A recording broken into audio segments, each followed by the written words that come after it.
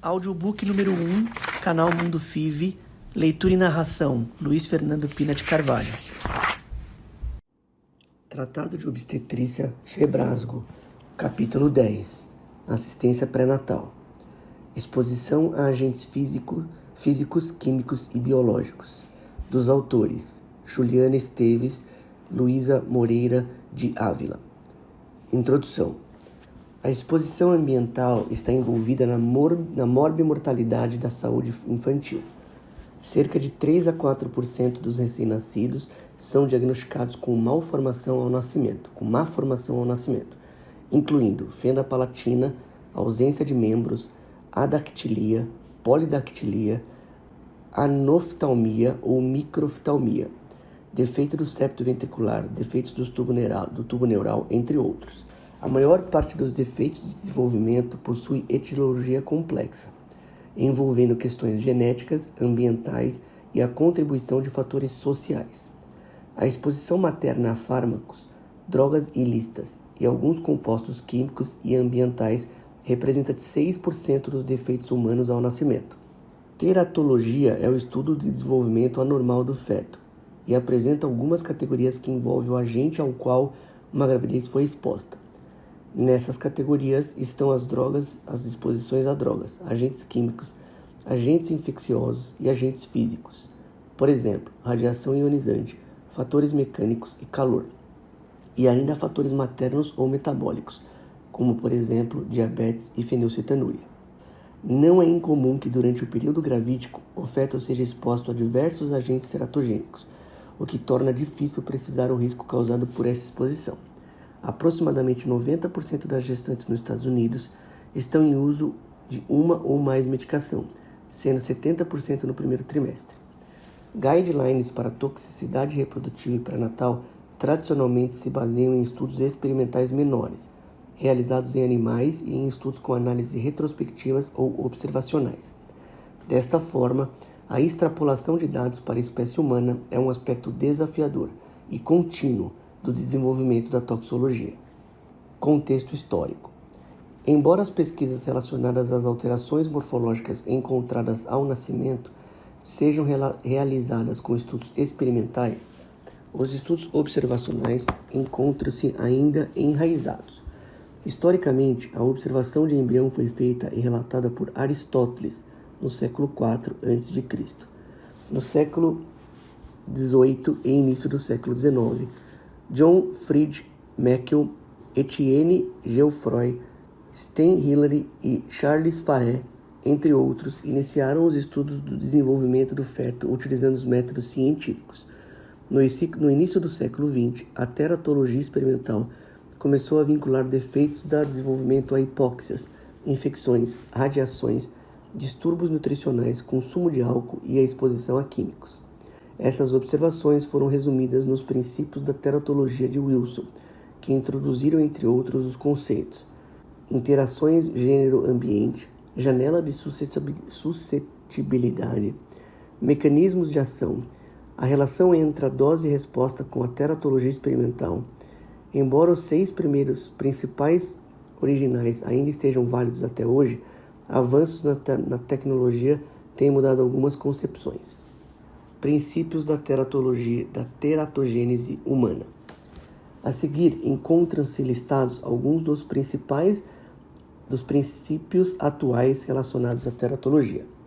A caracterização da exposição teratogênica envolve agentes específicos, a dose do agente, a idade da gestação ou gestacional e outros fatores, tais como a suscetibilidade genética.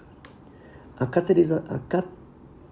caracterização dos efeitos teratogênicos, que inclui os efeitos gerais, como alterações da morfologia, da função do sistema nervoso central, morte, restrição de crescimento intrauterino, efeitos específicos, como a carcinogênese e as síndromes reconhecidas, magnitude do risco e o diagnóstico pré-natal, técnicas invasivas e não invasivas. São 5 categorias desenvolvidas pela Administração de Alimentos e Medicamentos dos Estados Unidos, Food and Drug Administration, FDA, relacionados aos benefícios maternos e contraposição ao risco fetal à exposição às drogas específicas. São elas: A. B, C, D e X. Na tabela 10.3 encontram-se listadas algumas das principais medicações utilizadas na gestação, com a sua respectiva categoria. Categoria A. Estudos controlados em mulheres grávidas não demonstraram riscos ao feto no primeiro trimestre e a possibilidade de dano fetal pareceu remota. Categoria B. Estudos reproduzidos em animais não demonstram riscos fetais, mas não há estudos controlados em mulheres grávidas descritos ou estudos reproduzidos em animais demonstrou efeito adverso que não foi confirmado em estudos controlados em mulheres grávidas no primeiro trimestre. Categoria C. Estudos em animais revelam os efeitos adversos para o feto, mas nenhum estudo controlado foi descrito. Os estudos em mulheres e animais não se encontram disponíveis. Deve ser utilizado apenas o potencial benefício justificar o risco para o feto.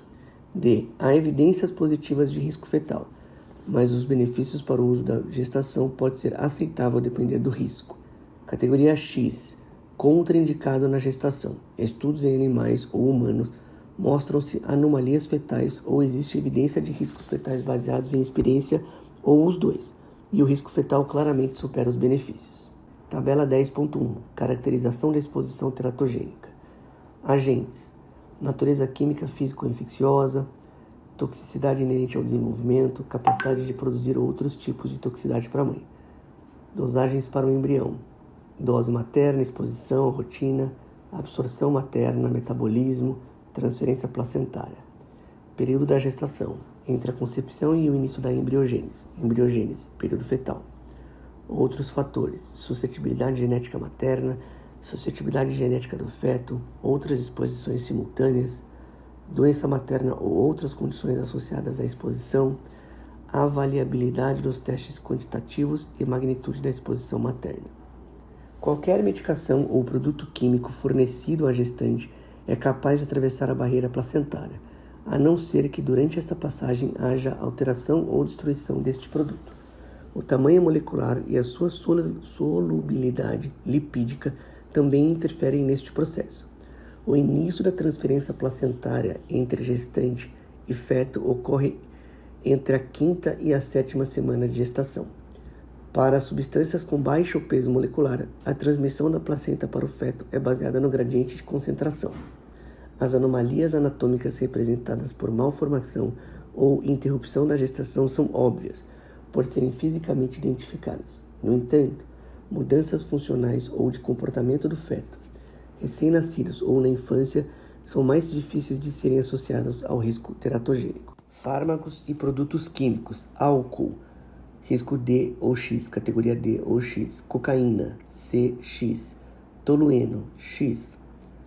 Tabela completa, tabela 10.1, 10.3. Gentamicina, categoria C. Carbamazepina, D. Ácido valproico, D. Antihipertensivos, inibidores de ECA, C/D. Letrozol, D. Anticoncepcional oral, X. Paroxetina, D. Bupropiona, B. Misoprostol, X. Retinol, vitamina A, C. O uso de drogas recreativas sem prescrição médica e com prescrição médica durante a gravidez é comum. Uma pesquisa da Organização Mundial da Saúde relatou que 86% das mulheres usam algum tipo de medicamento durante a gravidez. Andrade et al. 2016 mostraram que 64% das mulheres receberam durante a gestação uma prescrição medicamentosa, não incluindo vitaminas e minerais, em um período de 270 dias antes do parto. Aproximadamente 50% dessas prescrições eram categorias C, D e X. As medicações sem prescrição comumente utilizadas durante a gestação incluem acetaminofém, ibuprofeno, pseudoefedrina. Entre 1980 e 2000, o risco de teratogênese era indeterminado em 91,2% dos tratamentos aprovados nos Estados Unidos. Havia informações inadequadas para a determinação de quanto os benefícios superam os potenciais riscos para a maioria dos tratamentos medicamentosos estabelecidos 20 anos antes. Marcos recomendam que os obstetras aconselhem as mulheres a não exporem seus fetos a ervas medicinais, visto que o controle de qualidade é variável e inadequado. Certas infecções fetais podem ser a causa dos desfechos adversos, tais como morte, restrição de crescimentos, defeitos congênitos e retardo mental. A patogênese dessas anomalias geralmente pode ser atribuída à infecção fetal direta, que pode estar associada à inflamação de tecidos fetais e morte celular. Estudos sorológicos na gestante e no recém-nascido podem ajudar, mas o screening para TORCH é usualmente ineficiente nos recém-nascidos com suspeitas de infecções congênitas, visto que o diagnóstico da infecção intrauterina requer estudos sorológicos que tenham sensibilidade alterada com o passar do tempo, necessitando tempo para a evolução da soroconversão e a identificação do agente infeccioso envolvido. Consulta perinatal com um especialista em relação à doença infecciosa pode ser necessária. Não há sinais específicos de infecções fetais neonatais que sejam patognomônicos de infecção. Cada agente infeccioso, depende do tempo da exposição, pode resultar em manifestações diversas. Screening de rotina para o risco teratogênico de certas doenças infecciosas é altamente limitado a rubéola, sífilis, hepatite B, HIV e varicela, seja a história ou a presença de marcador sorológico. Screenings adicionais devem ser individualizados. Contextualização da exposição aos agentes externos. Um levantamento americano identificou em 2018 que mais da metade das gestações, 51%, não são planejadas, o que consequentemente leva ao aumento da probabilidade de exposição a agentes teratogênicos no primeiro trimestre, antes do conhecimento da gravidez. Já o uso de medicações prescritas pode fazer parte da assistência médica, principalmente nas gestantes em que a mulher apresenta alguma doença prévia, como asma, diabetes, hipertensão, epilepsia, por exemplo. Em 2013, uma importante revisão foi publicada com 5.381 gestantes, identificando as medicações de uso mais frequente para este grupo. A lista incluiu amoxicilina, progesterona, albuterol, prometazina e estrogênios, merecendo destaque acetaminofém, ibuprofeno, pseudoefedrina, aspirina e naproxeno. Nesse estudo foi levantado um total de 54 medicações e analisada a segurança de cada droga. Apenas 2 foram identificadas com evidências suficientes sobre o risco de teratogenicidade. Associado ao conhecimento desses princípios, é importante avaliar a segurança dos medicamentos e vacinas utilizados durante a gestação. No entanto, existem dados limitados sobre a segurança dos medicamentos utilizados durante a gravidez. Em 2008, aproximadamente metade das mulheres grávidas dos Estados Unidos estava em uso de um ou mais medicamentos prescritos.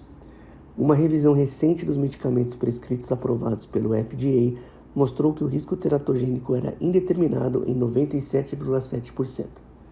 Além da questão dos medicamentos prescritos, algumas vacinas não recomendadas durante o período gestacional, por exemplo, vacina contra o vírus da influenza, hepatite B e contra tétano, difteria e coqueluche, no intuito de proteger o binômio mãe-filho, cabendo ao pré-natalista estar sempre atento às vacinas recomendadas e lembrar de que algumas permanecem contraindicadas em casos de surto, devendo sempre ser analisadas de forma individual. Sendo assim, para fornecer o cuidado da forma adequada e a segurança às gestantes, é necessário definir melhor quais dados são importantes para determinar se um medicamento ou vacina é seguro para o uso durante o período. Além disso, na ausência de dados adequados e bem controlados, é importante determinar a melhor forma de avaliar os benefícios de medicamentos ou vacinas com risco potenciais, mas muitas vezes desconhecidos para o embrião e para o feto. Outra preocupação essencial é expor o paciente ao conhecimento ou muitas vezes a falta de conhecimento sobre o uso de determinadas substâncias. Nesse panorama, o uso de alguns fármacos com ou sem prescrição ou de drogas ilícitas durante a gestação pode causar danos irreversíveis ao concepto, e cabe ao obstetra orientar as gestantes durante o acompanhamento pré-natal sobre os possíveis efeitos das medicações e a não utilização de